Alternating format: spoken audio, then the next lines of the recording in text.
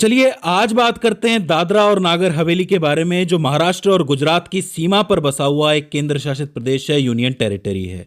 हालांकि ये आज की तारीख में दमन और दीव के साथ जुड़ा हुआ है, मिला के केंद्र शासित प्रदेश बनाता है। लेकिन दमन और दीव मैं आपको पहले पढ़ा चुका हूं अलग से, तो इसीलिए दादरा और नागर हवेली अलग से पढ़ा रहा हूं। दोस्तों, दादरा और नागर हवेली उत्तर पश्चिम और पूर्व दिशा से गुजरात के वलसाड़ जिले से और दक्षिण पूर्व में महाराष्ट्र के ठाणे और नासिक जिले से जुड़ता है। इसका कुल क्षेत्रफल लगभग 491 वर्ग किलोमीटर में फैला है। और अगर आप इसका इतिहास देखोगे तो 2 अगस्त 1954 से पहले यह पुर्तगालियों के कब्जे में था।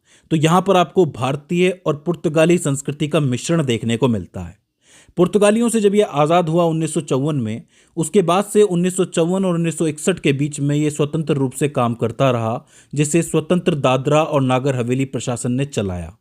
11 अगस्त 1961 को दादरा और नागर हवेली को भारत ने अपने संघ में शामिल कर लिया और इसको एक केंद्र शासित प्रदेश बना दिया। अगर आप इसकी राजधानी की बात करोगे तो वैसे तो इसकी राजधानी सिलवासा थी, लेकिन जैसा कि आपको पता है कि इसको दमन और दीव के साथ जोड़ दिया गया है, तो आज की तारीख में टोटल केंद्र शासित प्रदेश की जो राजधानी है वो दमन है। यानी कि दमन और दीव और दादरा और नागर हवेली को मिला के जो राजधानी बनी है वो दमन बनी है। पहले कौन सी थी? सिलवासा थी। अगर पर्वतों और नदियों को देखें तो ज्यादातर हिस्सा यहाँ का पहाड़ी है। इसके पूर्वी दिशा में आपको सह्याद्री पर्वतमाला, जिसको पश्चिमी घाट की पर्वतमाला भी कहते हैं, वो नजर आएगी। और प्रमुख नदी दमन गंगा मानी जाती है।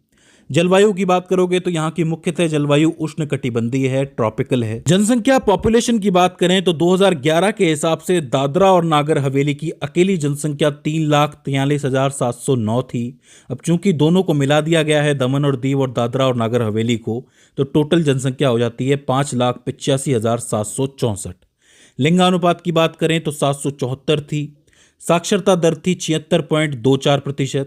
और राजकीय भाषाओं की बात करोगे तो आज की तारीख में कोंकणी, गुजराती और हिंदी यहाँ की प्रमुख भाषाएं मानी जाती हैं। इसके अलावा यहाँ पे कुछ लोग मराठी भाषा का भी इस्तेमाल करते हैं, तो इसको भी आप ध्यान में रख सकते हो। बात करें यहाँ की कृषि के बारे में तो दादरा और नागर हवेली का मुख्यतः ग्रामीण क्षेत्र माना जाता है, इसलिए यहाँ पर अधिकांश आदिवासी जनसंख्या निवास करती है, जो कि कृषि पर निर्भर है। यहाँ की मुख्य फसलों की बात करोगे तो धान सबसे आगे है। इसके अलावा नागली और पहाड़ी बाजरा और ऐसी बहुत सी फसलें आपको देखने को मिलेंगी। फल भी उगते हैं यहाँ पर, जैसे कि आम, चीकू और केले की खेती अच्छी तरह की जाती है। ये सारी फसलें यहाँ की अर्थव्यवस्था के लिए जरूरी मानी जाती है और इसके अलावा पर्यटन से भी यहाँ की अर्थव्यवस्था चलती है। प्रशासन की बात करें तो यहाँ पर विधानसभा तो नहीं है, लेकिन एक लोकसभा सीट जरूर है, जहां से यहाँ का कैंडिडेट खड़ा होता है और इस जगह को संसद में रिप्रेजेंट करता है। बात करेंगे यहाँ के उद्योगों के बारे में तो साल 1967-68 में यहाँ पर दान उद्योग सहकारी संघ लिमिटेड ने छोटे छोटे उद्योग लगाने की शुरुआत की थी, जिससे कि धीरे धीरे यहाँ का औद्योगिक विकास हो सके। आगे चलकर जो सिलवासा का एरिया है वो अच्छा खासा औद्योगिक क्षेत्र बना।